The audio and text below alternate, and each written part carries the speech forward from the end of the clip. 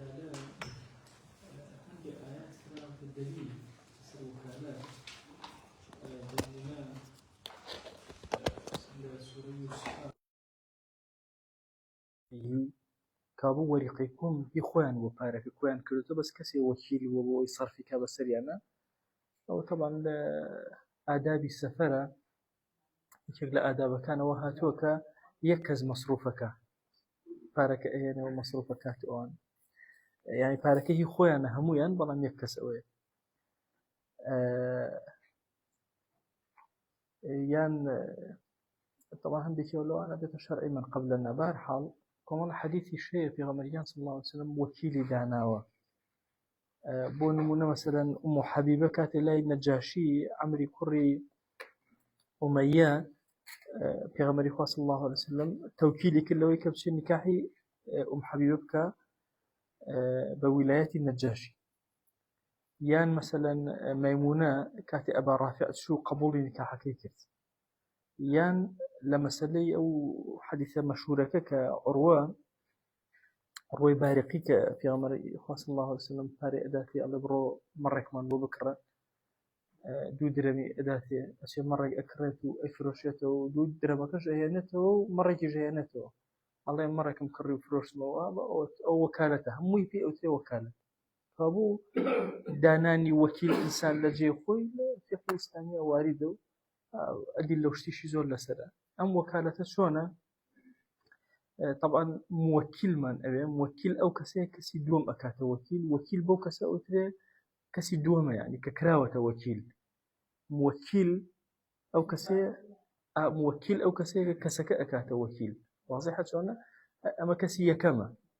أو يدوها مش ككاركان بو أم أكا في أوتري بس في أوتري وكيل واضح وكيل إن جاء لبناء أوانشا موكل فيه من هي اشتكى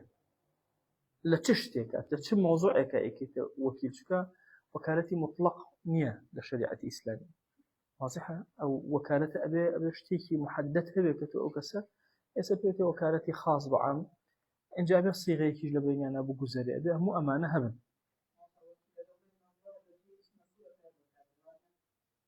وكيل صفة مشابهة وكيل صفة مشابهة فعيلة واضحة بلام لوري لازمة يعني أو كسي وكالتك هالقرتوا معناه أوي بمعنى وكالة كذا بلام وكويها وكالتك هالقرتوا أو معناه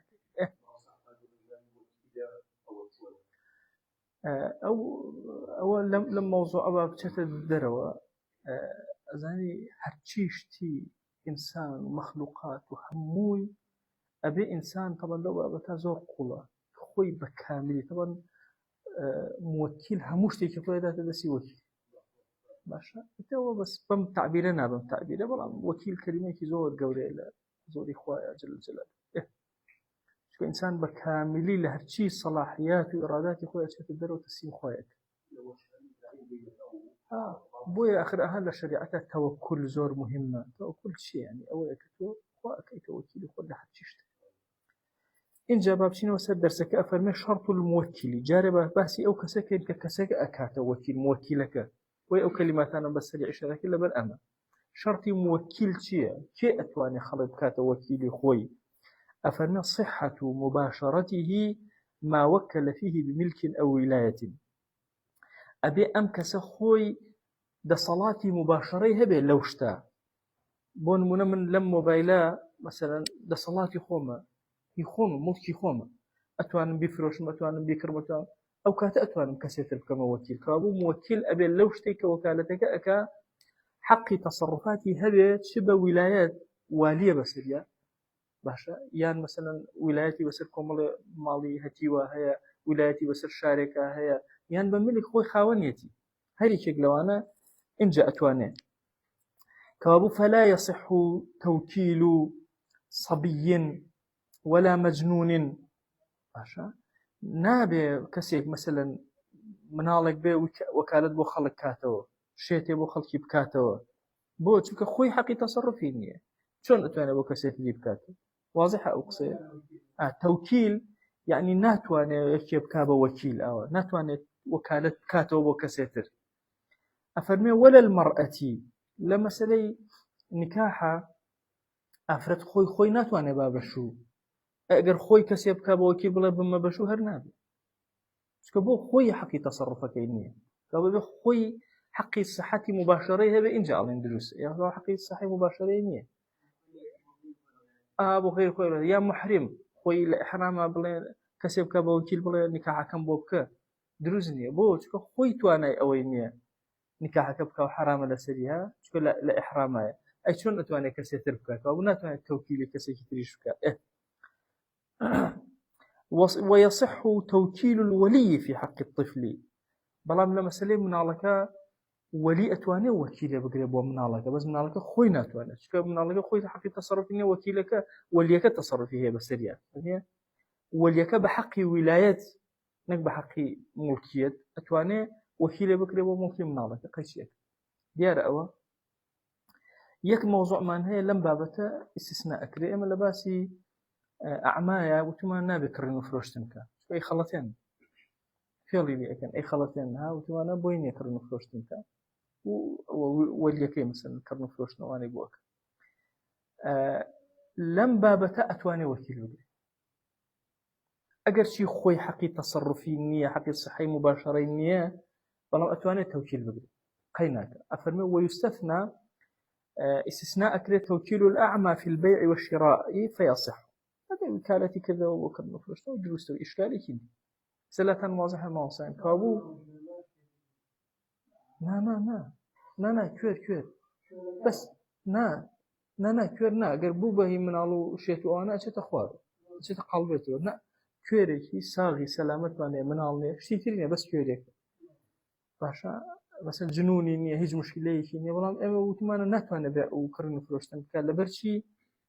لە بەرۆشتەکان نابینێ فێڵی لێ ئەەکەن ئەو کاتە ئەڵێن چی ئەڵێن کاکە بابەتی ئەم ئەتوانێت وەکالەت بگرێ بەڵێ ئەتوانێت وەکالەت با خۆشی حەقی تەسەڕوفی نەبێ قەی ناکە لەوە ئیستیسنامان کرد فێمە ئەسڵەکە واماوتە وتمانە هەر کەسێک وەکالەت بۆ کەسێک دەکاتەوە ئەبێ خۆی حەقی تەسەڕوفی لەو مۆزوعا هەبێ اینجا ئەم لەو مۆزوعی کردن و فرۆشتن حەقی تەسەڕوفی نییە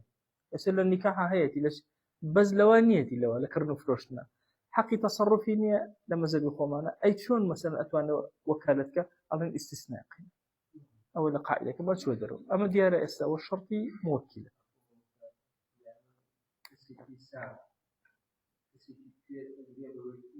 نا کوێرەکە کەسەکە تەوکیل کوێرەکە کەسێکی ساغ ئەگرێ بە وەکیل ئەوە ئەمە باسی موەکیلە ئەو کەسێک کە کەسێتر ئەکا بە وەکیل خۆی موەکیل کێیە ئەو کەسی یەکەمە ئەو کەسێک کە کەسی دووەم ئەکا بە وەکیل ئەو کەسە ئەبێ حەقی تەسەڕوفێ بێ نابێ مناڵ بێ نابێ شێت بێ نابێ کوێر بێ نابێ مەسە ئافرەتێک بۆ کەسێ بڵێ تۆ وەکیلم بە مارەم ببڕە نابێ بۆ خۆی ناتوانێت خوا لە قورئانە ڕۆکاتە وەلیەکان وەئەنکیحوا الأیام منکم وەنیە وەلیە نێرەکان واوەکە بۆ مزەکەرە بۆ جوابی چی بۆ ڕەزامەندی قەینا بەس بۆ نکاح في النکاحی لە عەقدی نکاحەکە ناتوانێت یان ئەو کەسەی ئیحرامی هەیە ناتوانێت بەس ئیستیسنای کوێرمان کردو لە بەیع و شیڕا کە مۆزوعەکە دیارە ئەوانە ئەتوانێت کوێرەکە کەسێ بکات بە وەکیل بۆ کەسابەتی بۆ بکات کێشەمە فەیەسە ئەو واضحە ئەوە اینجا چێ سەر شەرتی وەکیل ئێستا ئەوە موەکیلەکە ئەو کەسێک کە خەڵک ئەکا بە وەکیلی خۆی ئەوە شەرتەکەن ئەی ئەو کەسێک کە ئەبێتە وەکیل ئەفەرمێ صحة مباشرة التصرف لنفسه مەرجەکە ئەمەیە ئەبێ خۆی بۆ خۆی ئەگەر ئەو شتە هی خۆی بێ بتوانێت تەسەڕوفی تیاکە ئەگەر ئەو شتە هی خۆی بێ بتوانێت مەسەل سەفیه نەبێ بۆ نمونە مناڵە من بێ مناڵێ بکەمە وەکیلی خۆم مناڵەکە خۆی ناتوانێت کڕن و فرۆشتن بکات لەکوێ بێتە وەکیلی من بۆ کڕن و فرۆشتن وڵاتان واضحە ماوەسانەوە بۆیە ئەفەرمێ لا صبي ومجنون چکە صحەی مباشەرەی بۆ خۆی نییە تۆ نابێ بکەیتە وەکیل وكذا المرأة والمحرم في النكاح عينا آفرتك باشا بكيت وكيل بو مسألة ما ربريني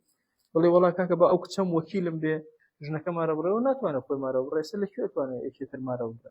يا بلي أو كسك إلى إحرام يا با وكيلي من بنابه أين يوي بيشو بلان بنوع عتر أبجال واضحة لكن الصحيح اعتماد قول الصبي أبو التواو يك موضوع هيا كبعادتي سلف تسامح ينتيا كردو أجنا لأصل أبو أوج نبي أبيش مثلا أجر مثلا تو تقاعد درجة مالك منارة جت بشغل باوك مال فرمو أي اعتماد لسنا أقسم منارة دائم ده سلف بعادتي تشوفوشان لو كردو في دخول دار مثلا اعتادي وتيانا باب الروا يان هديه كيبو بردو وتيو باوكم بوينادي فمن نالج به قبول يكير خو أما مال لكسيك ونقله أبو كسيته أمانة لما نال قبول أكين بعادتي أما جوك وكالة دواية مثلا بس وكالتها بقصها ولا بري باوكي الله فرمو سر رجوله ولا بري باوكي هدية أهانة أفرمي لبابتي أوي اعتماد قول الصحيح لكن الصحيح اعتماد قول الصبي في الإذن في دخول دار وإيصال هدية احتمال سقسم من الله دائم ليه لو كإذن بدا بوي بشي تجوله يعني هديك بقينا وأنا والأصح صحة توكيل عبد في قبول نكاح لمسألة عبدا بقبول النكاح أتوانين توكيل بكين أكرم مثلا السيدك الله برو فلانا أفرد قبولك لنكاحك عشان إيجاب من هي وقبول من هي وانية طبعا إيجاب أكرم لأفرته بيو أم قبولك أكرم بعكس شو كشمان سكول بابتي النكاح دواتر إخوانين ممكن وليك بلا وا أو كشي خوم دابت يعني زوجك بلا وا أو كشم لما لتو دعوا كربا وبوا هردي كان يعني يكمل إيجابه أو يتلعب تقبل كشمان أكري عبد بني رمبو قبول بلا بتشو فلان كز مثلا إيجابي أو هنا أكاد تبصو قبولك لبريم قيناك بلام أتوانم بيني رمبو إيجاب ناتوان عبد ناتو حتى أجر عبد كشي خوي هذا ما مثلا فقه خو منا بون من عبدك ما يكشيكي هي خوي نكاحي أكيا سيدك نكاحي مثلا أكتم القرادة بدين بشوبة عبدتر كشكشر عبد جارية مثلا كي عقدي نكاحك أكالو بين سيدك إيكا نقباوككي شو ولايتي باوكي لجد بس ولايتي كي سيدك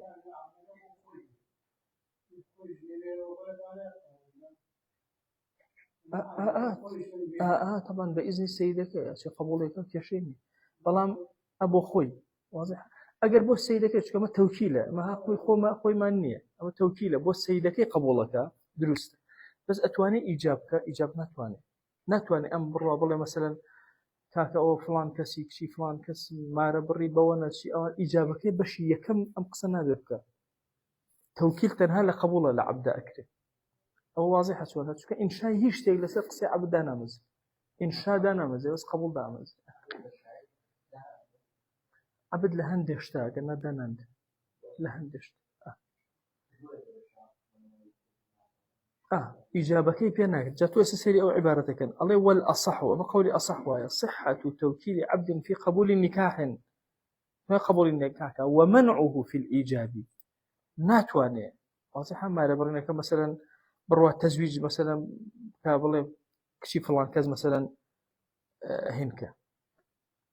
بو من ما ربك إجا أم بروا دسك بإيجاب كذن ومن لبري سيدة كم قبول كم توجن بيت وشي وما نقبولك وإنكاحهم كذي وتزويجهم كذي بون أو النابي بلي يكم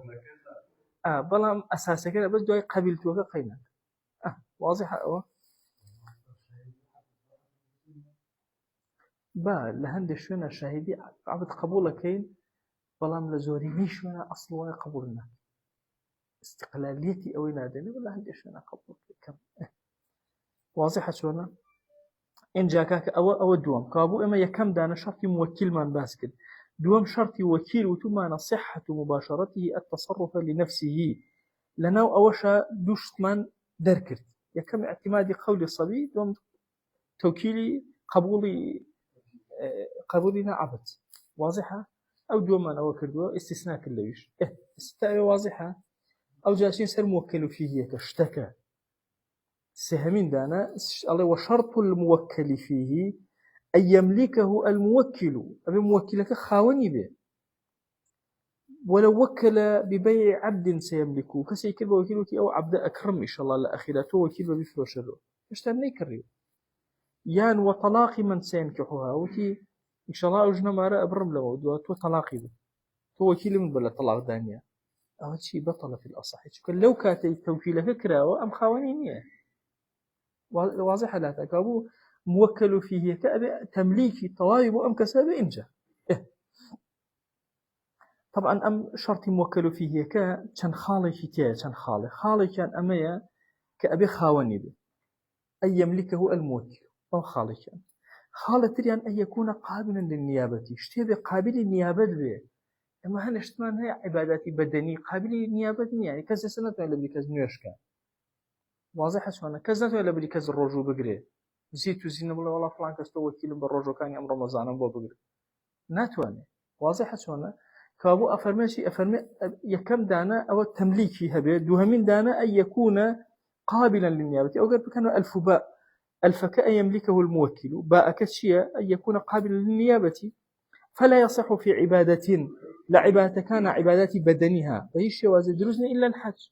فلام حج أكره قبل أبكي كوتو ولا سرجي كوتو أمانو لو هنا كاك ببدلنا وكيل أجره كشيء وتفرقة زكاة لتفريق الزكاة شخوش عبادته زكاة توزيع كردن عبادته أتواني كسبكات وكيل زكاة جيب وتوزيعك وذبح أضحية أهو شرع عبادته دروسته أتواني كسبكات وكيل كهنا كيبو السربرة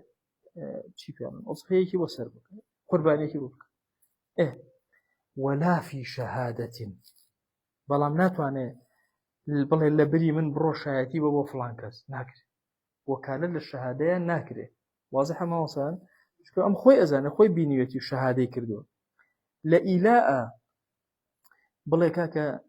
بروتو وكيلم با باشا لبابتي إلاء تشيا سوين أخوة كناتة الله خيزاني وأنا أسوار مانك زياتر أفرمي بو شكو أما شهادة وقسم نيابتي تاني شهادة وقسم يمين نيابتي تاني أم دوان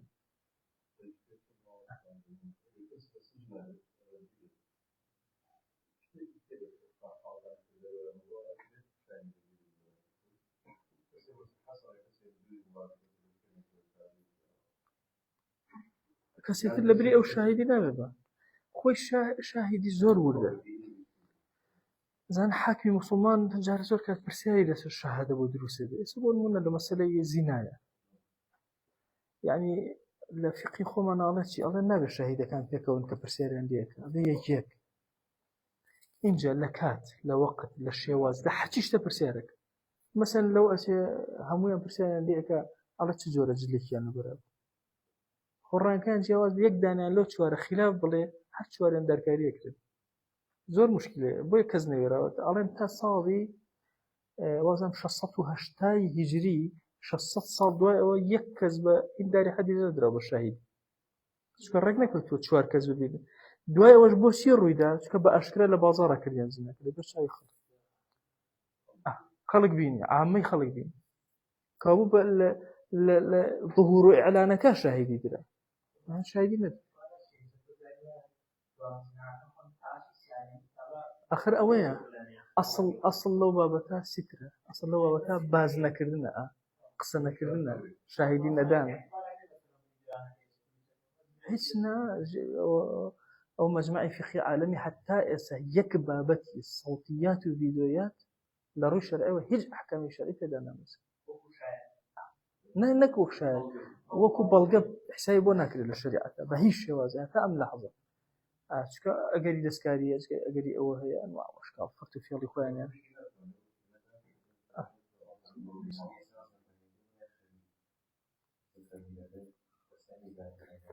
ناخذ أعتبر فيناك إن الرؤية الشرعية وشكل رؤية عين نقل أو شتاني تتجاوز أما أي كل أنواع لو شيء خبير لو خبير ترهب إيش كبك أو هذي الناس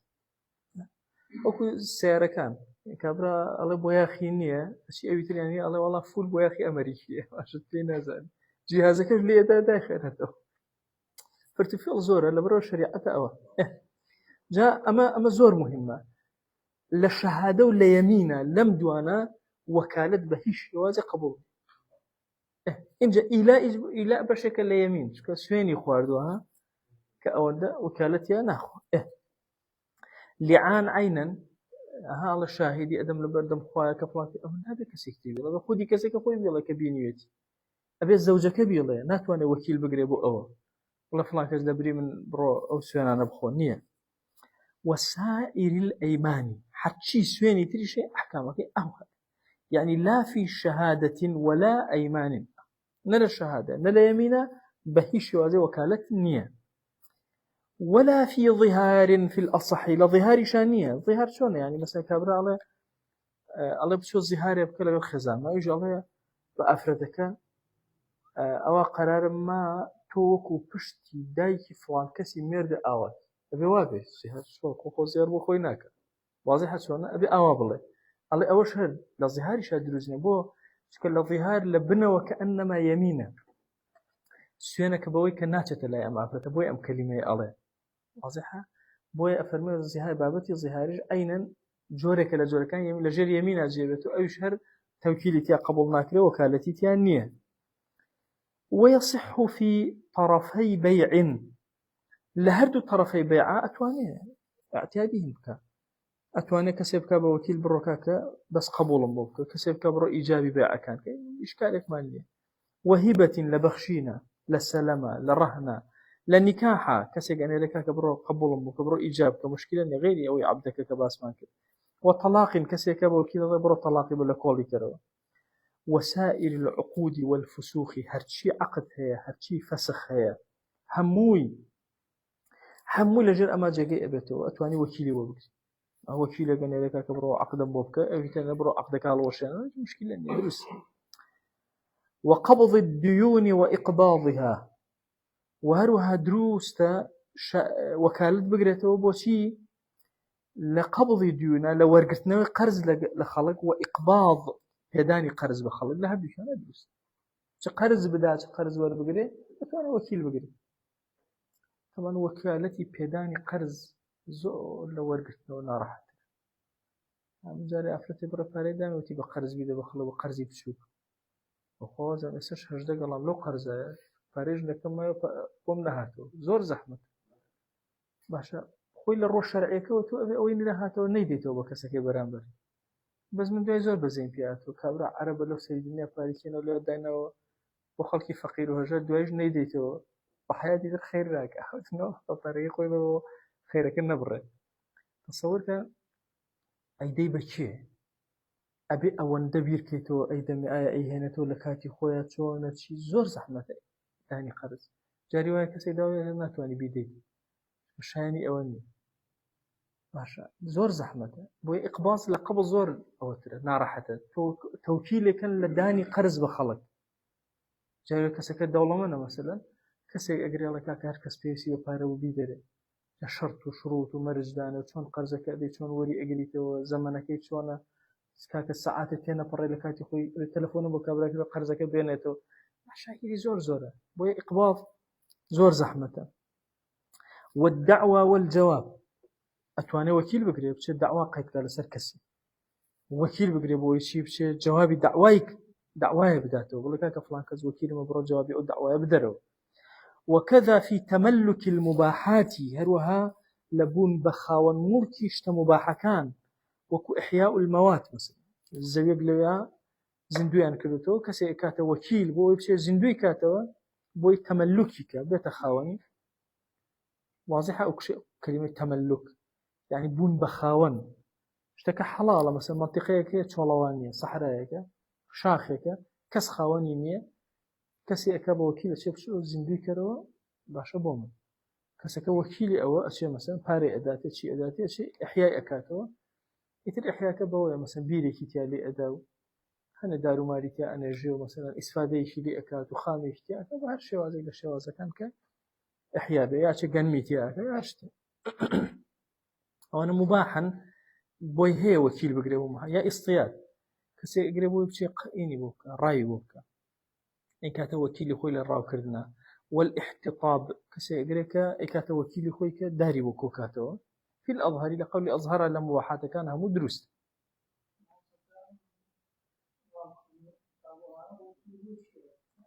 آخر إما باسي شي ما كذا باسي عبادات ما معاملات ما مباحاتيش لمباحات أكريت توكيل وكريبه واضحة شلون تملكي مباحاته بل لويش دروس موت ما لبدنك دروزني وأن إلا حج أو توزيع زكاة أو هندشتنا باشان لا ماضي كان بعوما دروسته لأيمان ولا شهادات دروزني أي للتملك مباحاته أي دروسته كسيبك أزاني كشي استيادة كشي لو استيادة توزيع إشكالي هذا استيادة إشكالك لا شيء أجر كسي بيشي رابع لما زي خومان مثلا أشي تيرك أنا بهناك بشتكوا بسم الله كده تيرك وشان جايج مردار بويه وهر أخره واضح شلون أجر وكيل قلت له أم إيشا آية أوشت أبيت مباحي أم حلال أم لي بخوا بالله أبيت مباحي أوه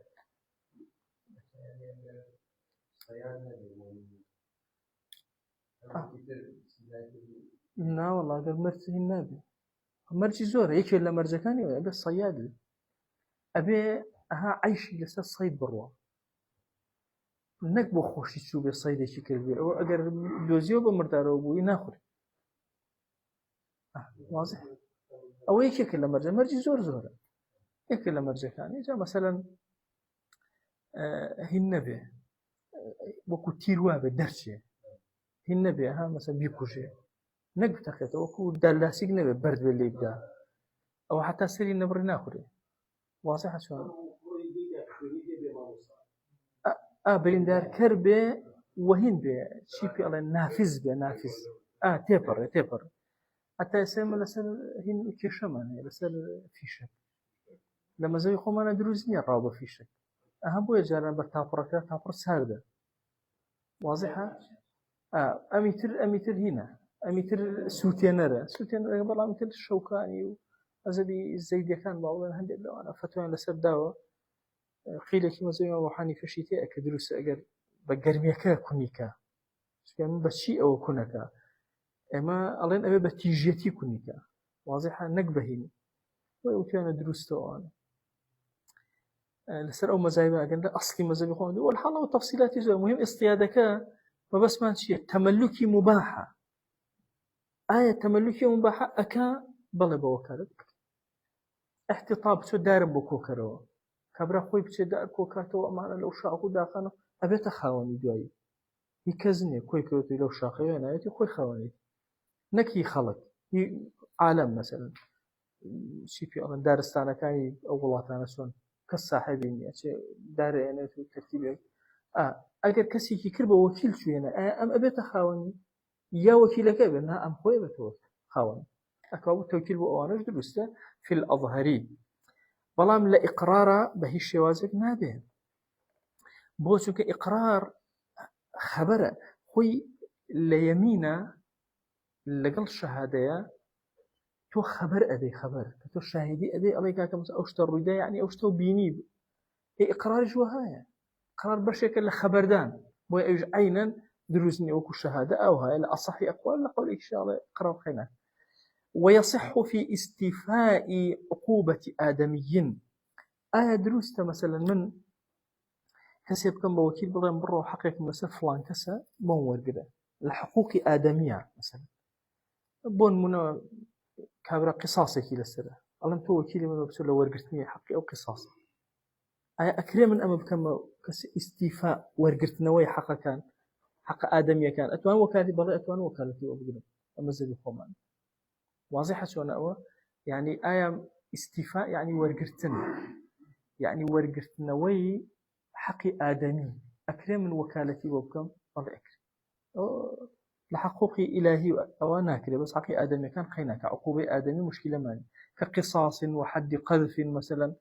وكيل يقرم بالركاكة قصاص كان لي ورب كده برو حد قصبك مثلا جيب جيك مثلا خيناك قيل لم بابتانا أما أخير استيفاء عقوبة آدمي لا يجوز إلا بحضرة الموكل نابي أوشتر بدا إلا بموكلك أخوي لي أبي خوي حضوري هذا لكاتي ورمي خذ أي كشان وجوزنا قبل ورمنا قلت شيء يا حد قصفك مثلا خوي ليبك حدك اللي أدري واحد أو واضحة أو قيلة أما باسي شيء أكين باسي موكل فيه أكين وتمانا يكم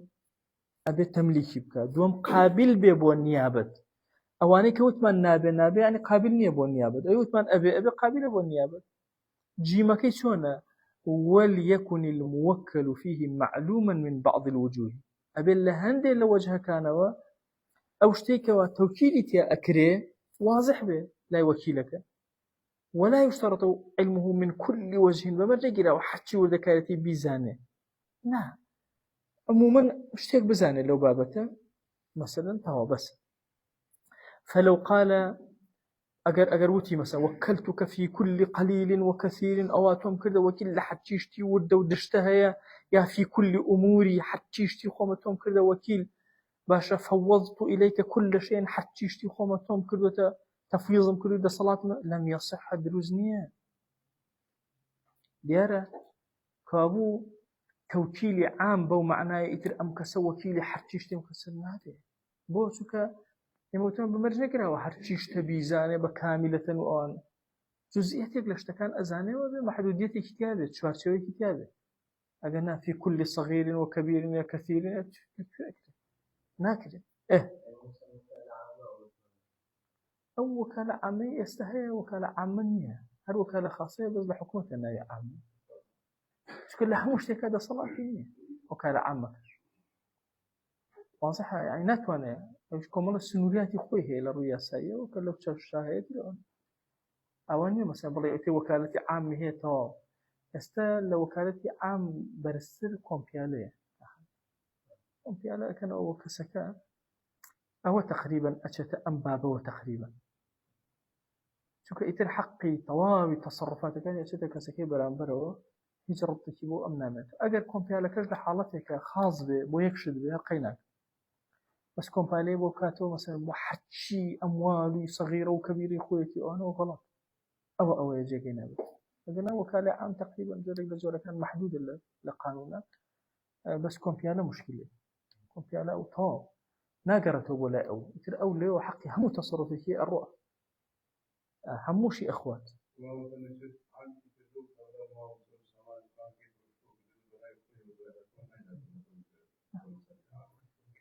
مشاكلي هي والحال خوي زمنك زمني أمن وأمان ويدي أمينية أما مشكلة كمان أجل زمن يدي أمين بس يعني وكالي وكرة باب الرب حياتي خيانتك لنا بخوا أجل زمني أمن وأمان بموصى برواكا أو خلق أو أن دئس راحتك كان بس برأي شي زمنك زمني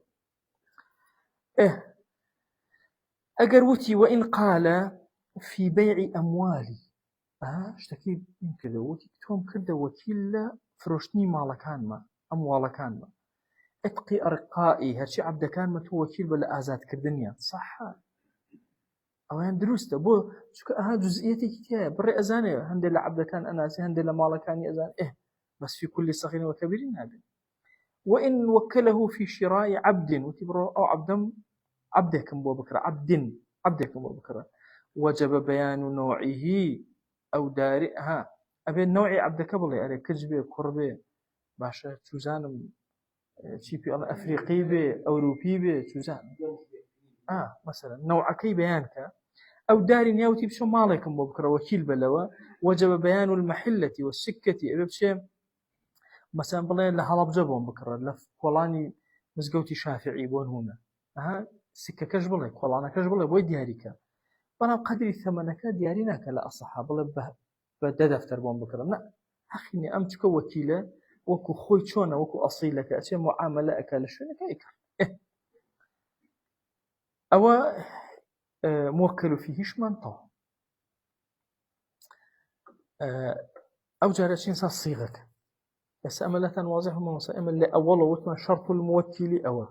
شرط الموكل فيه شرط الوكيل أو الدوام شرط الموكل فيه أو السهم ويشترط أما بس صيغك ويشترط من الموكل لفظ أبي لفظك لموكلك والدرشة لم بابتي وكالة يقتضي رضاه أو اللي بفهم ريتوك أم موكل راضية بوي أو كسب توكيل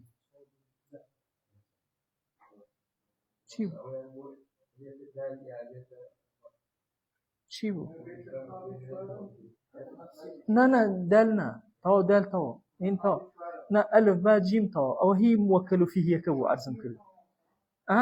يكم دانا وتما شرط الموكل أويك شرط الوكيل دو شرط الموكل فيه سي شوارم تبتشنا وسر شوارمك صيغك خلا أول أرزم كذا الموكل ووكيل موكل فيه صيغة معنى صيغك بيتشون به ويشترط من الموكل لفظ أبي صيغيك وهابل لفظ بلا لصيغك يقتضي رضاه أو هاب موكلك أجرته يعني ما مجيرا وموكلك لفظك وهابك أربينه ضلات كالسروي كالرازية كوكلتك في كذا وكو أما آوا بلي توم كرد وكيل لوشتا باشا كأنا وكلتك في كذا توتي أجيك أمبيا وخوي باختياري خوي أمكسي توكيل كدورا يا فوضته إليك أوشتم تو تفيص كربولا تو خصم الله تو يا أنت وكيلي فيه تو وكيلي مني لوشتا فلو قال بيع تبرو بفروش بفروش مرجني وكيل بي بچی بفروشه با وکالت بود بفروشه پاره ادیته بوده بچی او اعتق برو آزاد که بچی بیکه افرمي فلو قال بيع او استا او انت وكيل في ديار جسرك فلو قال اجروتي بيع او اعتق حصل الاذن اذنك ليرا حاصل بوا امش وتما نشي وتما ابي كلمه بك رضاي ابي تابع ليرا جورك لرجال كان رضا اخريته بلام جورك لرجال رضا ناخرين بوي افرمي حصل الاذن اذنك حاصل بو غماني ثانيه اي بو توكيليا اگر فروشتي هیچ کشینی او بيع اعتاقي كلو ازادي هیچ کشینی بس بو وكيلي بو يا پاره بو الا کشان و درست او كلمه اشعاري كامل ناك بوكاله اشعاري كامل ناك بو كراضي به واضح بوكالتك بلام اذني داوا بلام لما ذهب هر شابوشي لو كرا والله حصل الاذن بقبولك قيناك واضح شلون يعني اگر حتى وتي بيع وتي او هرقينا مرجني وشي وكاله بكار بين وتي برو بفروشه الله لبروي باسي او ينكدو او اندد ادمي ياشتك او انا كاو توكلو توكيل قيناك هر قبول افرمي ولا يشترط القبول لفظا بلان بمرجنه جرا وكيلك او بيودوتي بس وكلتك في كذا ايش بلا قبلت وكالتك مثلا او بمرجنه جرا قبولك بمرجنه جرا اجابك كرا سأوتن لا واضحة بمرج جرا وموكلك قصبك طبعا بمرج نجرا وكيلك قبولك أفرمي ولا يشترط القبول لفظا يعني قبول لا يشترط القبول من الوكيل يعني لفظا بلفظ وقيل يشترط قيل والله بمرج بوكيلك وكيل بمرج نجرا ولا قبول ممكن مهم اشتكي هل قلت تشوفه فروشني يعني قبوله عملك قيل قال لنا والله يشترط إلا يبلغ قبلته وقيل يشترط في صيغ العقود على أو صيغاني كان عقودا نكصيغ أمر بون من مثلا وكلتك بلا توم كده وكيل أي شيء بلا أو قبول كده إذا قلتي بربي فروشة نايش أو أمره على اللي أمر كان قبولي ناوي قيل سهم لو بابتا سقسه إيش على الناوي قيل الله بمرجي أو حر أبي بلا قبلته قيل الله أجر صيغ عقود هيز بجواب دانا وناكا الله وكلتك تو باشا اگر هين بو اگر وتي وكلتك صيغي عقود بو ابي بلا قبلته واجبه اگر وتي بيع مثلا يا اعتق شتك لو بابتاني وتك امر بسريا هني او النائب افرمشي وقيل يشترط في صيغ العقود كوكلتك دون صيغ الامر لصيغ الامر نائب وكبيع اعتق اوان اوج واضحه ولا يصح تعليقها بشرط في الأصح أما زور مهمة ناتواني وكالات ينكا تعليقها بشرطك هل يواسي بشرطك ولا أو توم كرده وكيل أجر باوكم هاتو توم كرده وكيل أو نابد شكو وكالة منجزة يكسر أبي لو كانت كربتي وكيل واضح لا تن أصلا نابد بالتعليق بيله التعليق منجزنيا يا بله لسري مانجا وتو وكيلي مني باشا يعني لسري مان أو كم بوكيل ونقول نابت نبى صفته وصفته نبى شرطه ليش يعني درزني لا أصحها طبعا لا صحها على درسته فإن نجزها برام أجر بإنجاز وتي أوتو وكيل مني بلام شرطي كي بدانا بلام لسري مان قدس فيه كقينات تقول له إنجازه كليتي وكيل تواكي شيء لسري مان قدس كبا إيشك نكسري مان بكاته وكيل واضحة أو دوشت الجوازك أو يعني تعليق وكالتك أما يعني إنجاز وكالتك وتعليق شرطك تعليق إيشك أفرمي فإن نجزها وشرط للتصرف شرطا شرط كذا جاز درست شابوشي لأكين ولو قال أو تو أو واضح وأقصي أو دوميان ولو قال وكلتك ومتى عزلتك فأنت وكيلي أقصك أو ودي كاك أو توكيل مكردي هر كاتيكش توم عزل كر هر وكيلني صحت في الحال أو يستكي إلي وكلتك أو يندام مزرا وفي عوده وكيلا جاري دوم كأجتوم لابل هم وكيلي مني أويان بعد العزل الوجهان في تعليقها دوق سهيل تعليقك كبيشترا وتمانا لا يصح تعليقها بشرط في الأصحي أصح كدروزني صح كدروست يعني اللي رجعين نشتا دوميان لقول أصحها ألين دروزني لقول صحيحة دروست أو واضح أو توصل ذكرية مسألة أو توصل بخيانة كشيكتين ويجريان في تعليق العزل لتعليق عزلكشا أو تابت واضحة جاربة نسمى عزلك بس لو وكالتك واضحة يعني تو أبي وكالة منجذبة نابت تعليق وكالتك بشرطك وبصفتك أجر كردي صحيح لقولي أصح لقولي صحيح درست دو قصيتي دو وجهتي أجر أم جاربة كابراي وتي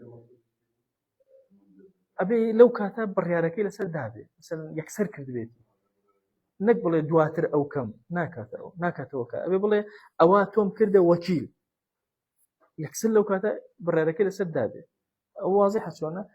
نابي تعليق يا بلي مثلا سري مان تو وكيلي من با مثلا أجر سري مان هو أو كم وكيل أجر باوكم قرر أجر فلان كس كجرا إن شاء الله تو كم وكيل مثلا نابي هر كلمة لم كلماتنا أجر التعليق تيا وناكر أو واضحة أو أبي طبعا لقولي أصح هناك لقولي الصحيحة أكره أيوة ما أجر أم جاروتي وتكاك أو تمكر وكلتك أمان منجزة أو إستمكر بوكيل هر كاتيك عزلم كردي تو هر وكيلي مني واضحة أمي دوميان معلقة بعزله أمي دوهميان عين دوقسك أصح الله دروزني صحيح الله دروز أم جار أي لعزله وتكاك تو وكيلي من بو إنجازي كردو هر كاتباكم قرأوا ثم لوكالة لابرد عينا أم تعليق دوقسك لقولي أصح دروزني عزلك لقولي صح دروز واضح أقصي أخير الله وفي العزل ويجريان أو دو قولا في العزل في تعليق العزل أجر عزلك تعليق كدونك وكالتك هرد بس إشكالي واضح ما وصل شو كمان وصل سنبرين ليك